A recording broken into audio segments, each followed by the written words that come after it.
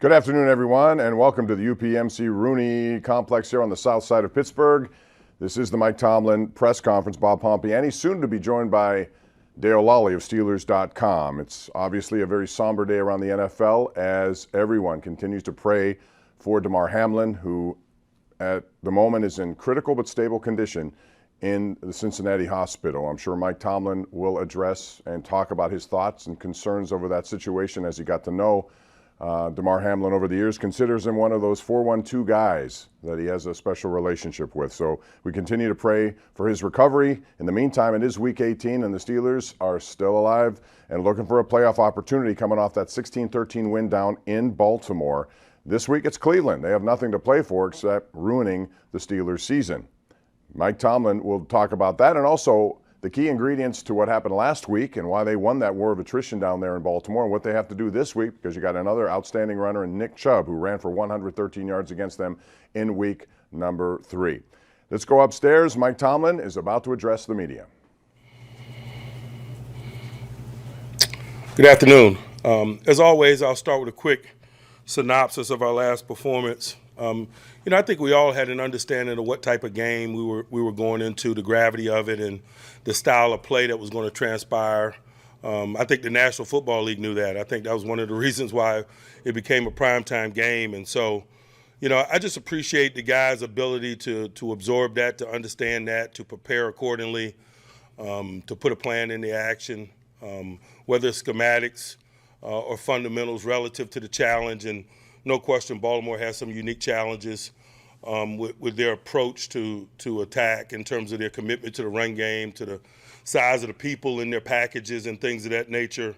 I just thought our guys did a really good job of embracing that component of it. And conversely, on the other side of the ball, I think our offense did a really good job of working to possess it in an effort to minimize the attrition component on the other side. And so at the end of the day, we were able to win the line of scrimmage, I think, on both sides of the ball and do a better job of kind of controlling some of the attrition component of play that was a factor in our first meeting.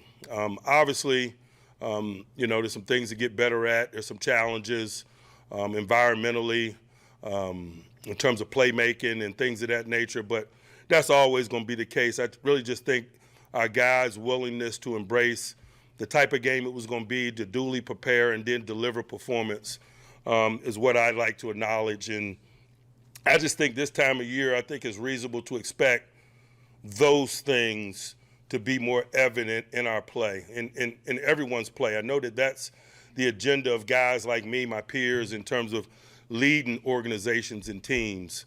The more you go through the process of preparing to play, the better that process should be. Your knowledge of the challenges that await, what a appropriate course of action should be in terms of meeting those challenges, and knowledge of your group individually and collectively in terms of how you divide your labor up and highlight the talents of the people within your group. And I think that that's reflected in how the game played out as well. We utilize guys like Leal and Mark Robinson, increasingly so, maybe more than what we did at the early portions of the year. We know more about ourselves as a collective. We know more about them as an individual than we did at the early portions of the year. So it allows us to make good judgments in terms of how we divide the labor up in an effort to put our best team on the grass. And so those are some of the things that captured my attention in reviewing of the game tape. And really, as I mentioned, as you get into the season, you just want to reduplicate that or duplicate that every week with variables assigned toward a given opponent. And so that was last week. It was some good lessons learned from that perspective. And so now we got to apply those lessons to prep this week and getting ready for Cleveland. When you're getting ready for Cleveland, man, you got to respect their run game, and specifically Nick Chubb, man, and Kareem Hunt. They got to be at the top tandem in football, and they need no endorsement from me. Their tape and their resumes speak to that. We got to do a good job there. They won the attrition game last time we played. Fatigue became a factor as the game wore on. You can just look at the number of short yardage opportunities they had in the second half. I think they were in 3rd and 1 5 times in the second half. And that just kind of speaks to how the game is going. Not necessarily about third down or third down conversions, but it speaks to efficient run game that puts you in manageable third downs. If somebody's in 5 3rd and 1s and a half, you're not going to have a good half of play. You're not going to have a good half of play from a getting off the field perspective, time of possession perspective, any of those discussions. Because, again, every time they get that yard, they get a new set of downs. And so third down is a component of it, but what tees up those third downs, that attrition component of the game is going to be a big component. It always is when you're playing the Cleveland Browns and they have Nick Chubb and Kareem Hunt. When they get in 3rd and 1 and 2, man, you're dead. They can run it, they can throw it, they can do whatever it is they want to do under those circumstances. And so that has our attention. Obviously, stepping into a stadium with Deshaun Watson has our attention. What he brings and getting a feel for him. We don't have a lot of exposure to him, obviously, and so the first in-stadium exposure is going to be a significant one for us, and understanding how to manage his talents and what it means in terms of how these two groups come together, his mobility, his ability to extend plays and make throws. We got to do a better job than we did last time with Cooper as a featured central guy. Last time it was the first time in the stadium with him, for example. And I think with each exposure, it's reasonable to expect you to be better. And so that's an agenda for us. On the other side of the ball, man, it always starts with 95. You can't allow him to wreck the game, and he's the type of guy that can wreck the game in an instant. You got to throw schematics at him. You got to put 2 people on him, particularly in one-dimensional moments. But you don't hang your hat there. Guys like him, they have a career of sack video against chips and tight end body positions and 2 people. They get that, but yet and still they're still dominant. I'm sure he's seen double teams all year, and still he has 15-plus sacks. In the very same ways that TJ deals with what he deals with being TJ and some of the other significant rushers, I just always appreciate that about them, their ability to deliver in spite of the schematic challenges that people put in front of them. They got quality people on the back end. Denzel Ward's playing really well. Delpit's playing really well. They use a lot of people and packages. Very familiar with Joe Woods, man. He and I have been associates for a long time. We worked together 20-plus years ago. He's a fundamentalist, a good coach. They'll be prepared. They'll play hard. They'll do fundamental things well. We got a lot to prepare for in terms of that. But for us, man, it's just that process that I opened it up with, and just talking about us identifying challenges relative to this matchup, us working our plan relative to those challenges, and then dividing the labor up and going and playing, and in doing it increasingly better as the road gets narrow. That's our challenge. That's everyone's challenge. From a health standpoint, feel good about the group. Miles Jack wasn't able to finish the game last week. We'll put him back in that same process and be optimistic about his inclusion. We'll see where the week leads us. James Pierre's in the concussion protocol. We'll follow that and see where that leads us. And Minka, with his ankle that he was able to go back into the game and finish, may limit him at the early portions of the week, but I don't know that any of us are overly concerned about the long-term prospects on that as we lean in toward play. Before I open up for questions, I'll say this about Hamlin. Man, it's a really personal thing for me, being a Pittsburgher, and that young man being a Pittsburgher. I've known that guy probably since he was about 12. Just got a lot of respect and love for him as a human being, his commitment to the pursuit of his goals and dreams of doing what it is he's doing right now, which is playing in the NFL, and to watch him make personal decisions and make that a realization. It's just an honor to get to know young people like that. Had an opportunity to express that to him whenever I see him. We've played Buffalo each of the last 2 seasons, and he and I get to have a moment because it's just cool to not only appreciate these guys in terms of where they are now, but to know them since they were younger people and to watch their maturation, their development, to watch them, earn what they've been chasing. It's just really a cool thing. And he's an example of that. I got a lot of love for that young man. We lifted him and that organization up in prayer. Reached out to Sean McDermott to lend whatever assistance I could. But I don't have a lot to add other than that. I just respect the fact that you guys appreciate how personal it is for me, not only for me, but just for all of us as people that thrive in this space. That's not obviously something that you ever want to see. I'll open it up for questions. Mike, there's no handbook for situations such as that as a head coach. What do you do? What do you say in that situation? You do what you think's best. Mike, related to that, you said what you think's best. What kind of conversations are players coming to you with as far as safety? I haven't seen any players. It's Tuesday, players' day off. And so that's just where we are. Anybody got any questions regarding this week's matchup?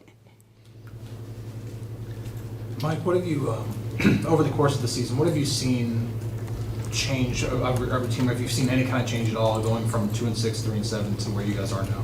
In us? Yeah. Yes. But I don't know that it's anything that's mystical or earth-shattering in any way. I just think you have to display a certain amount of resolve individually and collectively in an effort to have the type of focus that's required to work every day, to get better every day, to repeat the cycle that is preparation, regardless of what's transpired, good and bad, in an effort to increase your chances of winning with each opportunity, to improve your level of play with each opportunity, to raise your floor with every opportunity, individually and collectively. And I know that that's kind of largely been our focus. If you just look at it from a high-level perspective, obviously there's a lot of individual things within that, but largely I just think it's, regardless of circumstance, coming to work every day, trying to make days individually productive, and then ultimately taking that spirit and that work into stadiums. Mike, what is it about DeMarvin Leal's athleticism that allows you to use him like you have, filling in for TJ, moving him around like you did the other day? He's one of those guys, man. Elite defensive lineman, and I almost pause before I say that because I don't want to refer to him as elite. But elite defensive linemen are usually power players who are uniquely athletic, or they're simply oversized athletes. They have hand-eye coordination of smaller people. They play catch. They punt balls with DBs and so forth. And Leal is that type of guy that kind of falls into that latter category. He doesn't realize that he's a lineman. You watch him on the practice field before practice begins. He's jacking around with the DBs. He's playing catch. He wants to display his hand-eye coordination and things of that nature. Within the practice setting, he runs more and longer and harder and faster than most D linemen. His pursuit of the ball and things that he likes to run.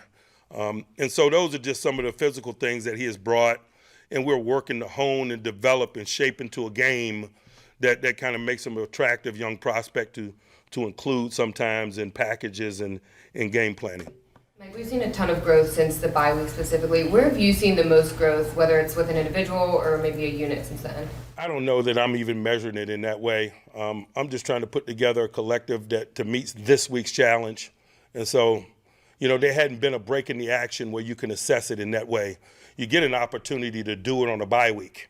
But we've been in hot circumstances. It's great, win that game, move to the next one.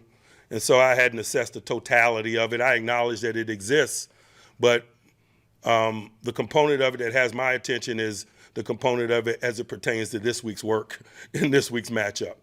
Mike, how do you handle it with your team that there could be two games going on simultaneously that impact your playoff chances? That happens every weekend. It's just less relevant to us in week 1 and 2. But every week when you kick off at 1, there's another game going on, and the outcome of that game could affect your positioning.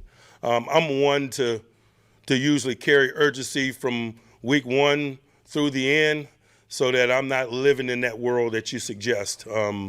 I just think it's scarcity in our game, in football. You get 17 opportunities to state a case for yourself, and it's my job to continually educate our guys on the significance of that, not only now, but continually. And so we have. And so we acknowledge where we are. We acknowledge we had a lot to do with it. We're willing to lay in the bed that we've made. But more importantly than that, we're going to stay focused on the work that we have an opportunity to affect. And that's the work that we're living this week. Like 2 weeks back-to-back must-win games. How have you seen some of the younger guys kind of handle that and rise to the occasion? You know, I hadn't really paid a lot of attention to it, to be quite honest with you. I'm more concerned with how I display, how I handle it. A lot of young players don't have a mode. They come into work trying to figure out what the mode is. And so those of us that are experienced, or those of us that lead, we better focus on displaying what it is we want from the young people, as opposed to just trying to ascertain where they are. How much thought do you put into that, of how you're going to emote your feelings of how I do that every day of my professional life. Everything that I do professionally is intentional. How similar, if at all, is the passing game now with Watson as opposed to what it was to Brissett? And how similar, if at all, are those two quarterbacks? You know, I won't speak to the quarterbacks. Brissett is Brissett and Watson is Watson. But schematically, I don't see a lot of changes in what it is that they do. I've known Kevin for a long time, and he's got an approach to ball that's tried and tested. He's been trained by quality people. He's from that Andy Reid tree, if you will.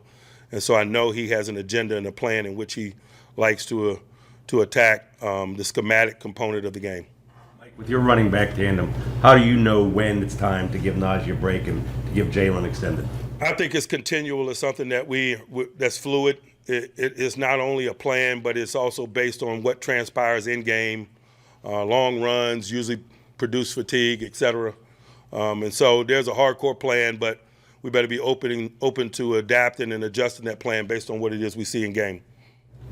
Like, you've been in this league quite a long time. When it comes to the playoff picture, would you rather clinch early, or you like your back against the wall in week 18? Does it matter? Really? Does it matter? If there's a preference as it pertains to the playoffs, I'd simply prefer to be a team on the rise. And I just think a team that's playing better ball increasingly is a team that you want to be. All that other stuff, you just want in. Mike, you mentioned after the game the improvement of the offensive line. What has led to that improvement? Availability, probably be the top of the list. You know, a collective like that where cohesion is significant, not having a lot of lack of availability within the collective is significant for collective growth. Mike, as part of that, is it communication the biggest element of that, being there every game with those five? Verbal and nonverbal. You know, in the offensive line in close quarters, man, you know, there's verbal and nonverbal communications. This guys working in tandem and feeling one another. The continuity, the collective availability of those five guys, not only in terms of games, but just daily. That group hadn't missed a lot of practice either. I'd be remiss if I didn't acknowledge that as a central component of the development. Mike, what made you comfortable with Mark Robinson to put him in that significant situation with Who said that I was comfortable? How do you feel he played? You know, he's a guy that likes physical confrontation. That's the one component of his game that's never been in question. Growth and development in all other areas due to youth and lack of experience is. And so he's grown over the course of the season, and we've challenged him to get comfortable with professional football, and not only professional football, but we're talking about a guy who hadn't played a lot of linebacker, a guy who played running back in college. You guys know his story. And so there's a lot of growth that needs to transpire there in terms of the nuances of the position and a lot of the things that come with the position. To be blunt, you know, we were stepping into a game that was going to challenge him in a specific area. And that specific area was in line with his skill set. And so we let him play. Mike, what you learned about this team over the course of the season, I know you have a lot of youth, especially on offense, but like in 2020, you had tons of schedule disruptions over COVID or whatever. Should that arise this week, do you feel like the core is maneuverable and light on its feet in that regard? I hadn't thought a lot about it, to be honest with you. I'm not anticipating scheduling issues and things of that nature. It's Tuesday. These guys are coming in here on Wednesday. We got to lay a foundation for our plan. I think that's where I'm at. With the decline in Kenny's picks, I mean, outside of the one against the Raiders, what is different the last 6-7 games in the first? Is it just experience? Is it just seeing it at that speed? I think it's reasonable to expect a sharp, hard-working, talented guy to get better with each exposure, and particularly to do so rapidly at the initial stages of gaining experience. Mike, the strategic game planning, the different packages you employ, Carolina, Raiders, Baltimore, is that the part of coaching you like beyond winning that you like best? I love it. I think at the early portions of the season, man, this game could be described as checkers, man. At the latter portions of the season, it's chess. And, guys like me get a chance to earn our keep. You brought up continuity of the offensive line. Are each of those individual guys maybe even hitting a higher ceiling than you anticipated? Like, is Cole a little bit better than when you thought you got him? Is Dan further down the track? I don't know that I had any ceiling in terms of what I expected those guys to be. I think as a coach or a leader at times, you do them a disservice if you come into it with preconceived notions about a ceiling, so no. Anyone else? All right. Thanks, guys. All right, head coach Mike Tomlin finished with his Tuesday comments, getting set for the game against Cleveland here on Sunday. Bob Pompiani back with you, along with Dale Lally, filling in today for Missy Matthews. Dale, of course, with Steelers.com and Steelers Nation Radio, and you know how he feels about DeMar Hamlin. Right off the bat, he got that out there, a guy who's had a relationship. How could you not when you live right next door, basically, to these guys? Yeah, and I mean, Mike's eldest son, Dino's around the same age as DeMar, so they see each other at different things, and, you're both high-level athletes, and so you gain that kind of knowledge about those guys, and it's tough not to be affected by that, let alone being a football coach and in that league, and it just takes you back to every play could be that in the NFL.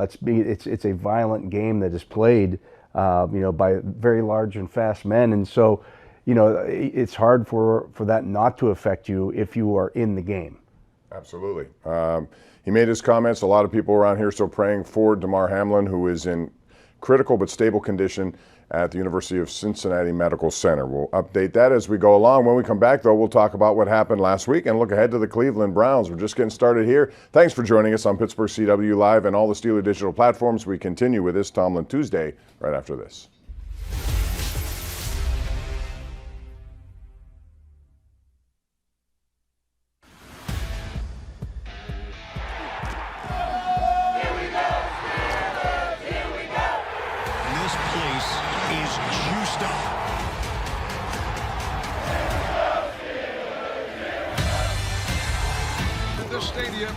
Is on fire. They're enjoying what they're seeing.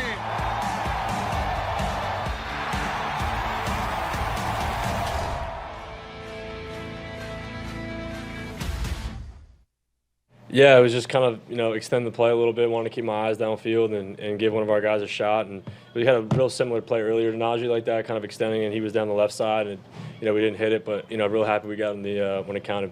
Kenny, how similar was this at all to last week, and having that experience, how did that help you guys today? It's similar, but definitely tougher on the road, communication, and you're just kind of a step behind in that just because of the noise and dealing with that and not being able to hear each other. But I think, we had great prep all week. Coaches put us in this situation a lot with crowd noise at practice, so I think all those extra reps, in-game reps and in-practice reps really came through for us here. Going back to that last play, was the touchdown. That was intended for Najee and not to Yep. 18? Yeah. He did a great job of, extending, getting past, slipping the linebacker. I just wanted to extend long enough where those guys could try and, free themselves up a little bit. Talking to some of the guys that were in the huddle, they said that they felt like we knew we were going to win it in that huddle going down. I mean, what were the conversations like? What was your confidence level as you guys were driving there? Yeah, it's the same every time. I mean, it's just everyone's got to do their job, and I got to find a way to get the guys the ball and get in the end zone. So it's a team effort, group effort. Stevie really did a huge job bending in there on that seam. Biggest play of the drive besides the touchdown. So you never know when your number's going to be called, and Stevie stepped up tonight huge for us. Was that the call to him initially, or did you see something as it developed? It's part of the call. We have options in every call, and it was something. I felt the safety's getting off the hash. Him speed at 2. Getting behind the linebacker in front of the safety. If he didn't bend, it wouldn't have worked that well. So that was one of those timing and trust things that he was going to bend in front of that safety, and he made a hell of a catch, and it was a huge play for us. You took a hit at one point. The medical staff was talking to you a lot. Was that? Yeah, just minor, just in-game stuff. AFC North ball, man, physical game. So, glad I was able to stay out there and finish it.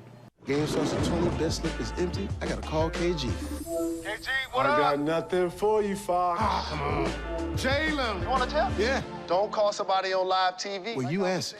I have other friends anyway. Marshawn, Barry. Listen, I need some tips. I like LA. LA? No, Dallas. That's Dallas. Dallas not Dallas? fair. We gotta get to Miami. I love Detroit. Nah, Barry over there. You know what? I'm gonna call y'all right back. Vanessa. I got a tip for you. Always go with your gut. I like that. Let's go with our gut.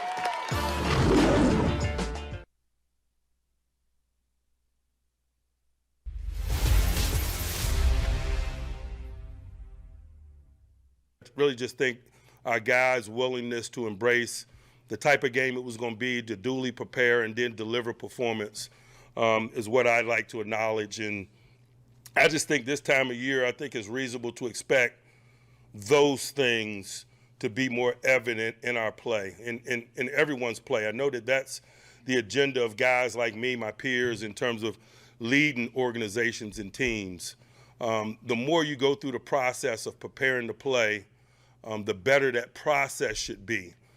Your knowledge of the challenges that await, what a appropriate course of action should be in terms of meeting those challenges, and knowledge of your group individually and collectively in terms of how you divide your labor up and highlight the talents of the people within your group. And I think that that's reflected in how the game played out as well. We utilize guys like Leal and Mark Robinson, increasingly so, maybe more than what we did at the early portions of the year. We know more about ourselves as a collective. We know more about them as an individual than we did at the early portions of the year. So it allows us to make good judgments in terms of how we divide the labor up in an effort to put our best team on the grass. And so those are some of the things that Mike Tomlin talking about what was successful last week, and boy, they schematically turned everything around, Dale, compared to the first time they met when, Baltimore came here. You knew without Lamar Jackson they were going to really rely on their run, and they did, and they executed to 215 yards. This time around, the Steelers were the team that not only shut them down, not totally, they're going to get their yards because that's what they do, but they shut them down enough to control the ball on their side, and they never went away from their run game when they could have at some point of that game. Yeah, they particularly shut them down in the second half, Bob. I think after the 22-yard run that J.K. Dobbins had in the second half, I think they had 10 yards rushing on their next 8 carries. And that completely changed the way that Baltimore wanted to play. They only had 2 first downs after that field goal drive to open the second half, and the Steelers' offense kept chipping away and chipping away and chipping away. That was the kind of ball game that was going to be. But it also, because the defense was doing that, it allowed the Steelers to continue to run the football, and they were having success doing so. They didn't have to go into, we just have to pass mode to get back into the game, because the defense was playing so well. They knew the Ravens weren't going to get more than 13 points. They liked a lot of Mark Robinson as this season's gone along, and he's one of those long shot guys who come in here. They liked what he does. Mike Tomlin said he likes physical confrontation. That's his specific area when it comes to a skill set. So he said, let him play. And boy, he is a tackle, very good technique tackler, isn't he? Yeah, that's a good skill set to have for a linebacker. He likes contact. So, he was a running back in college, so I think he reads things a little bit like a running back. And so he knows, kind of has a sense where the running backs are going to go with the ball, and he does have that physicality. He's a downhill player. This was the perfect kind of game to get a kid like that into that, because the Ravens aren't going to go out there and throw the ball 40 times on you. That's just not what they want to do right now. So you're going to defend the run. Well, he defends the run, and he did a great job of it. Yeah, and I think Mike Tomlin and his coaching staff did a good job of basically saying, okay, we're going to take what you do best away this time, and let's see if you can pass down the field. They really didn't, outside of Mark Andrews, and of course likely got the touchdown after the controversial penalty on Cam Hayward. But aside from Mark Andrews, they didn't have hardly any success down the field, so that played right into what the Steelers were trying to do. The Ravens on Sunday had 2 receptions from their wide receivers. 2. They had no catches by their running backs. Everything that they do is through the tight ends. And I'm sorry, that's just not going to be, it's not explosive enough for today's NFL. You're not going to consistently beat somebody just throwing the ball to the tight end. No, and even as good as he is, when you focus on him, and okay, he'll get his catches from once in a while, but if you do everything else, you're going to force a guy like Huntley to move, and he still can move, but he's not Lamar Jackson, who has that vision and ability, but also the threat down the field that Lamar Jackson has. So I think the Steelers did a pretty good job with that. And, quite frankly, you look at their up front people. They had 4 guys on the line at time. Montravius Adams, we don't talk about him too much, but he was active. Leal has just emerged, and Robert Spillane, too. He's played, 100% of the snaps every week for the last 3 games, yeah. I mean, when you look at, if you're going to load up to stop the run like that, I'm sure Mark Andrews hadn't been having a lot of success lately, but you had to single him up in those situations just because you were loading up to stop the run. So yeah, he's going to get some yardage there, but again, it's not going to be enough to beat you. And if you match the big bodies that Baltimore had up front with your own big bodies, you gum things up enough that allowed the Mark Robinsons, the Robert Spillanes to shoot through the gaps and make the tackles. And it was a good game plan against this particular Ravens team that, again, doesn't really challenge you all that much down the field. And so Baltimore's in the playoffs. We'll see what happens to them moving forward, but they certainly need Lamar Jackson back. And I would imagine, just from a financial point of view, would you say this has helped him? He's making some money. He's making some money, right? Yeah, absolutely. And he hasn't played, and it's missed. And it's a tough predicament for Baltimore to be in now because they still can franchise the guy, but that costs even more year to year. Yeah, I expect that to happen, and I guess they would have to, make him an exclusive rights guy, and that's going to kick the money up even more. There were people before this season started who were talking about, well, just let Lamar go and go with Tyler Huntley. I bet they're not saying that now. No way, not at all. We're going to talk about the Steelers' offense and what they did, especially late in the game, back-to-back games where they had fourth quarter, not field goal drives. They needed touchdowns to win games, and boy, did Kenny Pickett execute. We'll get into that, Mike Tomlin's comments about it when we continue. We're live here today on the Mike Tomlin Press Conference, Pittsburgh CW and Steeler Digital platforms. We're coming right back.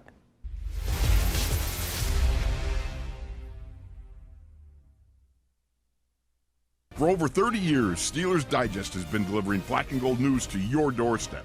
Photography, game recaps, opinion, and statistics presented in a colorful, easy-to-read format. Don't miss another issue. Subscribe today at Steelers-Digest.com. Take us through that touchdown pitch. Yeah, man.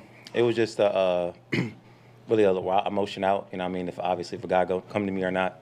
If a guy motion out to me, then I'm gonna get it right there. But if not, then should look somewhere else. But it turned into scramble rule, and I just scrambled like we practice, and I was open. And Kenny threw a good ball, and I was able to catch it and score. You guys only had 65 yards on the ground last time you played Baltimore, 198 on the ground tonight. What do we need for you guys to be able to dictate the line? Exactly. So that was a challenge, man. The first time we played them this year, that was a challenge. They got a great run defense. They had great defense in general. So we knew if we control the line, then we'll be able to win the game. Last week we didn't do that.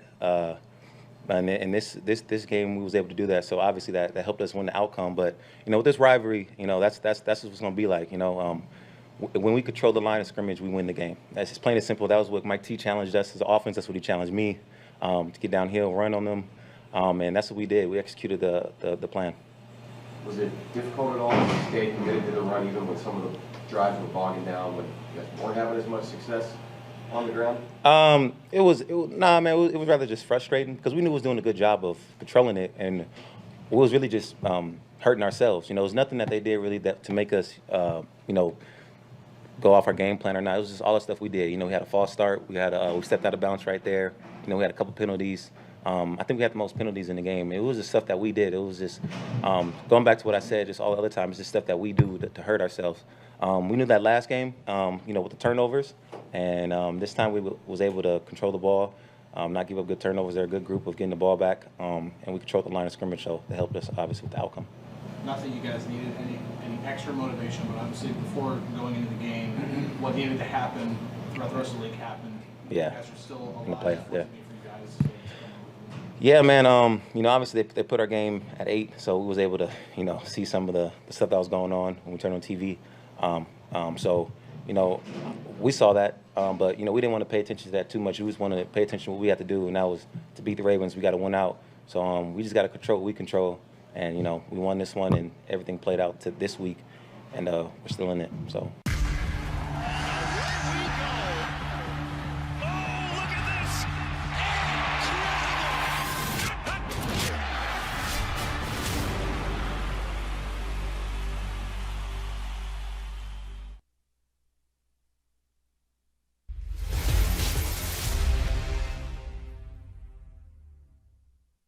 All right, welcome back. Bob Pompiani here, along with Dale Lally from Steelers.com and Steelers Nation Radio. And Dale, it's amazing the difference the first time Baltimore came here and won and what we saw the other night in Baltimore.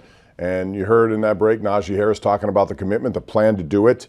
That's as good as I've seen him run. And I don't know the extent of that foot injury that he had, but it had to have played a role in what we saw early. And now that he's healthy, at least appears to be 100% what we see now. Yeah, I mean, he's been running hard and well since the break. That was his 5th game in the last, 7 or 8 games that he's gone over 86 yards rushing. They've definitely had more of a commitment to the running game, but he made a lot of that contact, yards after contact, as did Jaylen Warren. The Steelers have really found themselves with that downhill running style. You don't see as many sideways runs. You don't see as much, vertical or horizontal stuff. It's getting north and south really quickly, and that really suits Najee Harris's running style. He's a big physical runner, and you see him, running over guys, running through them, jumping over them, all kinds of stuff, and it wears on it. I think he's a volume runner, and it does wear on the opposing defense, to tackle that 240 pounds coming through the line every time.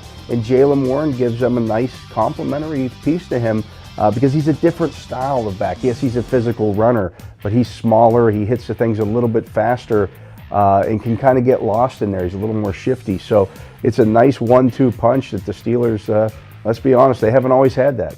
No, and he makes himself available in the pass game, as you see here. And again, head down, straightforward, plows ahead.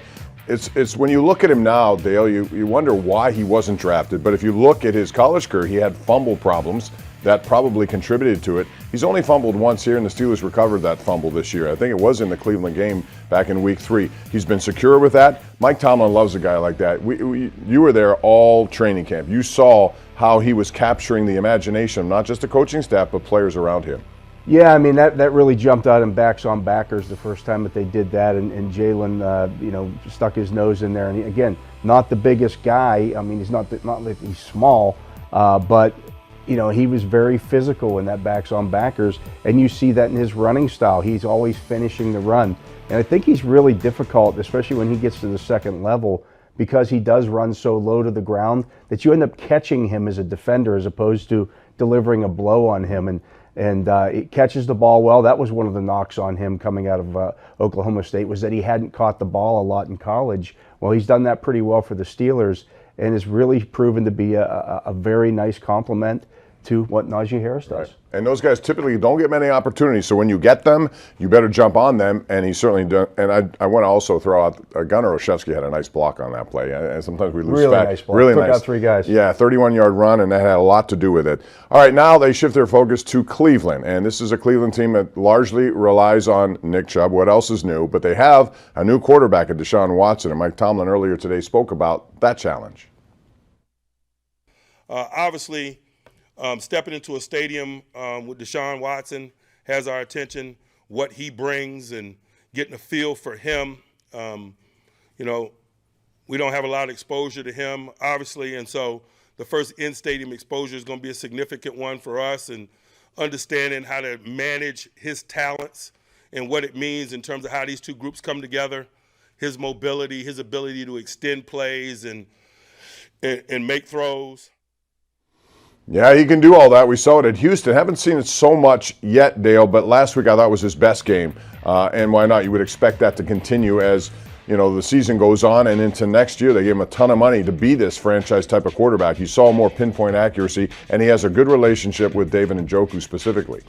Yeah, he was. It was really just a good half, Bob. He was 3 for 8 for like 23 yards at the half at that game. So it wasn't, it was more of what we had seen previously from Watson, but he caught fire in the second half, and well, that's not good news for the Steelers if he's able to carry that over. He's a talented quarterback, and he's been a guy that has been a winner. We know what the off the field stuff, the issues were there for Deshaun Watson, but the talent is certainly there, and that's why the Browns went out and paid him all that money, thinking they were getting a franchise quarterback. Obviously, it hasn't paid any dividends for them this year, but he's a talented guy that the Steelers are going to have to contend with. Yeah, the Browns would like nothing more than to end their season. They did in that playoff game a couple of years ago, and they have a runner that Mike Tomlin's very familiar with and very respectful of in Nick Chubb. Last time they met 113 yards, he's going to be a focal point of this team, and it's good to see what the Steelers did last week. Hopefully they can dovetail on that this week. Yeah, I think Chubb is the most talented pure runner in the NFL. I know there's some guys that do some different things, have some different skill sets. But in terms of just running the football, I think he's the most talented guy in the league. They obviously have a very good offensive line as well that blocks well for that. So this is going to be a big challenge for the Steelers. And you also have we just talked about Deshaun Watson. You got the Amari Cooper factor there. You mentioned Njoku. Donovan Peoples-Jones is a threat for them as well. So they can be balanced, but they go as Chubb goes. I mean, that's just how they're built to play. And so if the Steelers can shut down or at least limit that running game, they can have success in this game. Last week in that game against Washington, Jack Conklin, who's their right tackle, was injured. I don't know the extent of it, but I know they have Chris Hubbard on their team, and he's been floating around he's a former Steeler. Whoever lines up there, if it's not Jack Conklin, I would imagine that's a good news day for TJ Watt, at least on paper. Yeah, that's going to be an issue for the Browns, as it typically is. I mean, somebody has to block TJ Watt, and usually it's two somebodies.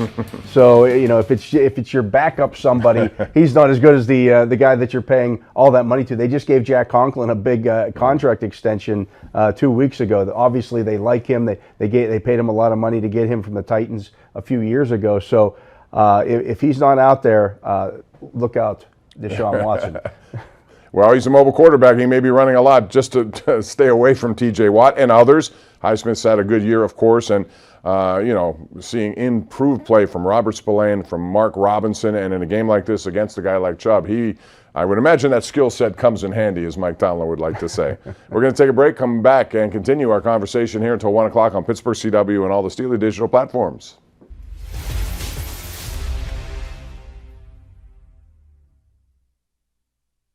Could your favorite casino app be even better and faster than ever? You bet, because the all-new BetParks app has been built around what you really want. With easier sign-up, faster withdrawals, and all the slots and table games you love. Plus, make your first deposit and get a 100% bonus match up to $750. And 500 free spins. So, are all of your favorite games just a tap away? You bet. BetParks. Feel a little different with this team lately because it seems like with you guys back against the wall, you guys have really performed. I mean, I said it over there. I think we were just a tight-knit group all the way back to Latrobe. It was just a matter of getting it right, and we've been practicing hard, man. Everything we've seen in practice, we're not surprised with what's happening on game day. We're a young team. We practice hard. Guys want to win. We want to perform. It's just a matter of getting all our ducks in a row. Guys playing sound defense, especially, and. How about Kenny P driving it down to Najee, the whole offense? I mean, proud of how the guys fought tonight. Dan and Pat were talking a little bit about in the huddle. They knew they were going to win it. What's it like watching this offense in the final two drives the last 2 weeks? Yeah, I mean, they're driving down. We haven't gotten the end zone yet. I'm talking to Larry O about what games we're going to run on the pass rush after we score a touchdown. It's just one of those things where We've done 2-minute drives so many times in practice. We see the moxie in our quarterback. We've seen our guys go out and ball out in practice and all season long, so we weren't surprised. How much does a game like this, a performance like this for Kenny, help define just who he is as a Steelers quarterback to come in, beat the Ravens, keep playoff hopes alive, all of that? Well, I mean, it's huge. I mean, you'd have to ask him that question, but I think we're very confident in our quarterback. TJ, what worked defensively after it was 13-3? When you held them down after it was 13-3, shut them out the rest of the way. What was kind of working for you guys? Just being aggressive. I think that's the thing as a defense. We've been playing more aggressive, but when you play a zone read team, sometimes it kind of slows you down. You just got to go, and I think that's what we did a better job of. TJ, Mike was praising Leal and Robinson for that. Can you speak to what the impact they had tonight? Yeah, I mean, Mark Robb throws his face in the fan every time. He's going to hit hard. Super proud of the development that he's shown this year. Leal is a yes guy, man. He's going to do whatever it takes to win for this team, whether it's dropping in coverage or rushing the passer or sitting in the C gap. So I'm super proud of those young guys. Welcome back to Ford Truck Talk. Today we're looking at the new F-150. The official truck of the Pittsburgh Steelers. Wow, did you see that lane change? Another smooth play by the F-150 with great execution of that parallel park job. Absolutely stunning. Newcomers, take note. And now you too can win this Ford F-150. Professional, show-stopping, built Ford tough. But we shouldn't expect anything else from the best-selling trucks in Pittsburgh.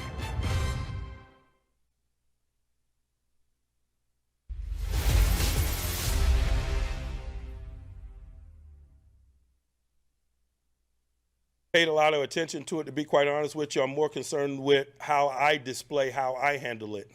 A lot of young players don't have a mode. They come into work trying to figure out what the mode is. And so those of us that are experienced or those of us that lead, we better focus on displaying what it is we want from the young people as opposed to just trying to ascertain where they are. I think that was one of his best sound bites today. He has a lot of them. He's a wordsmith, as you know, but that pretty much sums it up. I mean, he knows he wants to send a message through how he acts, and I thought that was pretty indicative of how he's been coaching this team the last couple of weeks too. Yeah, there's no doubt. I mean, I think this is the time of year. I thought he had another good one earlier or later after that when he said, you know, early in the season you're playing checkers, later in the season you're playing chess. It's no coincidence, Bob, when you look at the teams that won on Sunday that needed to win. New England with Bill Belichick, the Steelers with Mike Tomlin, Pete Carroll in Seattle. These are the guys that have been around the block a few times and they know what they're doing in these kind of situations. Whereas you get some of these younger, head coaches who, always used to hear Bill Cowher talk about riding the emotional roller coaster, and I think sometimes that's something that young head coaches get caught up in. For the veteran guys who have been around, you also heard Mike Tomlin say that today that he's very, how did he put it, in his professional job. He's very deliberate. Very deliberate with what messages he delivers, how he delivers them, and who he delivers them to. Again, those are things that you learn being a veteran coach and being around the game a long time, that maybe you don't have that experience as a younger coach. And you know what you need to be for each team you're coaching. When Mike Tomlin got here, he had a veteran team. He didn't need to be that straw that stirred the drink. Now he's got a younger team. You need to be that emotional, just stalwart and give these guys exactly what they need, especially for a young football team. Lead by example. We're taking a look at that fourth quarter drive now that resulted in a game-winning touchdown. And there were, first of all, Kenny Pickett's very good with the sneak, even if he needs a little help from time to time from Najee Harris. But still, he wins those battles all the time. You can tell the drive. But the passes he made, we saw the one to Steven Sims, who's really elevated his role. And then rolling to his left. This is a play after we see the sneak that I've always wondered how quarterbacks, even veteran quarterbacks, have trouble doing it. When he hit Harris out of the backfield for the game-winning touchdown, that is not an easy throw to make on the fly. Plus, he had to get rid of Jason Pierre-Paul. Yeah, and Merrill Hodge brought up a very good point about that play as well yesterday when we did a video here. That if you watch this play, Kenny Pickett kind of drifted that to his left and got himself into trouble, with that movement. There was a clean pocket there, and he said that, Merrill said that's going to be something that he learns from moving forward. He could have just stepped up in the pocket to evade that, and then maybe you scramble to your left and make that throw, and you don't have to make that play and run. So these are all the good problems to have, because your young quarterback is learning on the fly and winning while he's learning, which can't be. You see some of the other young quarterbacks around the league who are going through some struggles, but they're not winning while they're doing so. Pickett is winning while he's learning, and that's invaluable. It's invaluable, and it does give them a big head start into 2023 as well. He has all of his experiences to lean on now, as does this offense. It's a young offense, Dale, and I think that's the most intriguing thing about it. You got a second-year bell cow running back. You have another rookie behind him in Jalen Warren. Pat Freiermuth is in his second year. Quarterback is a rookie. George Pickens a rookie. And their offensive line, I think Tomlin, when asked about that, he said their best thing is the availability. They have not been injured, knock on wood, all season long, and they're getting good experience. Yeah, and they've gotten used to playing with each other. I think that the run blocking style that they've employed in the second half of the season fits that group very well. Allows them to drive. Every offensive line wants to run the football, but you really want to run the football when it's just, okay, we're just going to fire out and block these guys and push them off the line of scrimmage. It gives them a chance to be, to hit the defensive lineman in the mouth as opposed to catching them constantly when you're pass blocking. So they've played very well. They dominated the line of scrimmage against a good Ravens defense that was top 3 stopping the run, and the Steelers ran for 198 yards in that game. But it would have been 200, Bob, if Kenny Pickett doesn't take a knee to end the first half and end the second half. That all counts. But that's how you want to finish a game, right? Exactly. We saw that catch to George Pickens.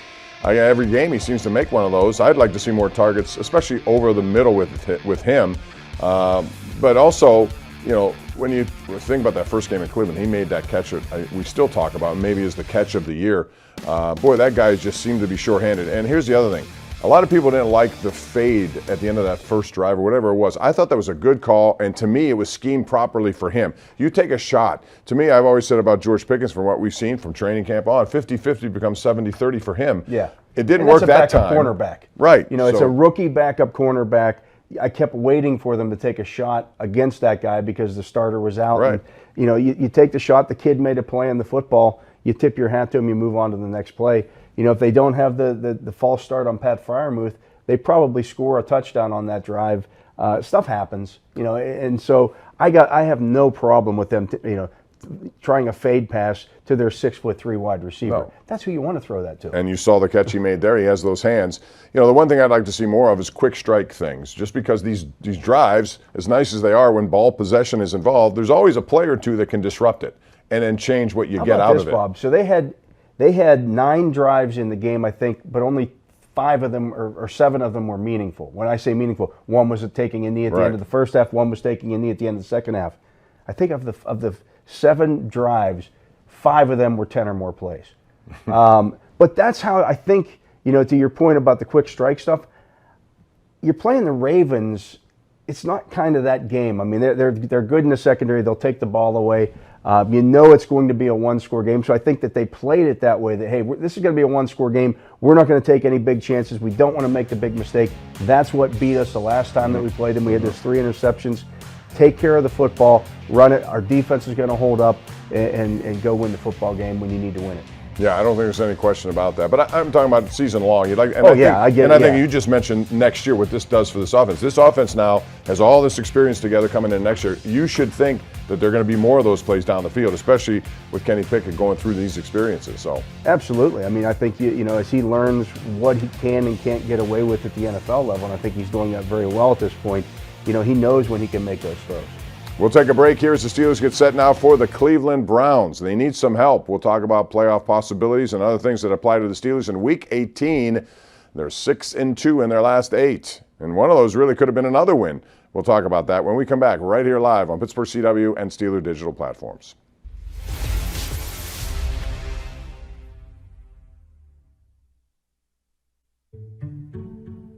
As a Main Street bank, PNC has helped over 7 million kids develop their passion for learning through our Grow Up Great initiative. And now, we're providing billions of dollars for affordable home lending programs as part of $88 billion to support underserved communities. including loans for small businesses in low and moderate income areas. So everyone has a chance to move forward financially. PNC Bank. See how we can make a difference for you. How big was just your performance in the defenses today? It was huge. You know what I'm saying? The Ravens, they did some good things. They moved the ball on us a couple drives, but when we needed to stop them, we did. What was it like seeing Kenny Pickett and the offense be able to do what they did, similar to last game at the end? I mean, it's good. You love seeing the offense drive the ball on a long field in the fourth quarter, scoring a touchdown. That's prime football. That's great execution. That means they're doing what they're doing. Like I said, they're scoring when they need to score, and that's huge. Mika, how good does it feel to keep your playoff hopes alive? It feels good. You know what I'm saying? I'm not focused on that. I'm just focused on winning the next one. You know what I'm saying? We got all this other outside noise and other people that got to win games. All we're focusing on is the next one. What is it with this team lately when your guys' backs are against the wall? You guys have come through. And that's just the way that we're programmed, the way that we're built. You know what I'm saying? We're football players, we're professionals. The game isn't over until it's over. You know what I'm saying? So if there's a chance to win, we're going to do what we got to do to win the game. It was over with that interception. Can you kind of take us through that play? Did you kind of know that they were going to go over the middle there? A couple plays before that, they ran the same exact play. He scrambled, he looked across the field, and I think the guy was open behind me. I think, but he threw it short. And I was just reading the quarterback. I felt the guy running across my back. And just made a break on the ball. It was very big. We came into today wanting to stop the run and make him do other things and try to transition to other parts of the offense and feel like we did a good job. We finished the game strong, and we did it all as a defense together. What did you guys do differently than the first meeting? Just talk about getting off blocks. Making sure that they weren't able to use certain people. 42, 84, they always brought the fight. And so just knowing that we were able to shut those two guys down and stop the run. How exciting is it to know that you guys still have a chance and next week's another opportunity? It's opportunity for everything. So just every opportunity we're going to get, we're going to take advantage. By the time this Steelers fan is finished drinking his Pepsi, you'll be 15 seconds closer to game time. Steelers watching. Better with Pepsi.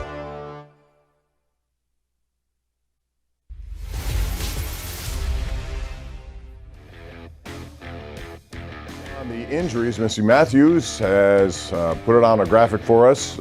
Miles Jack, a groin, optimistic about his inclusion. James Pierre with a concussion.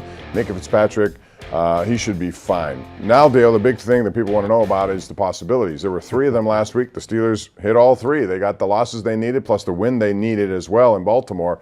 So what has to happen this week? Same thing. 3 possibilities, Bob. They need to win first. That's the first one. That's the big one. You have to get that taken care of first. Then you need the Bills to beat the Patriots when and if that game, whenever that happens. And thoughts and prayers with the family of Hamlin. Hope that works out okay for him. And then, of course, you need the Jets to beat the Dolphins. And who knows who's going to be playing quarterback for the Dolphins this week? Yeah, it could be Skylar Thompson. It may. I can't imagine a situation where Tua Tagovailoa is back, given everything that's happened with him. But then again, the Jets have struggled, and boy, they were terrible. They're 2-6 in their last 8. So who knows? The NFL Dolphins have lost 5 in a row. I know. After they won 5 in a row. Bob, no team has ever made the playoffs by going 0 for the month of December, and both the Jets and Dolphins did that. How about that? Stuff you learn here by reading Steelers.com with Dale Lally. That's going to do it for us. Dale, thanks for filling in for Missy. I'm Bob Pompiani. We'll see you again next week for another edition of the program. Have a good day.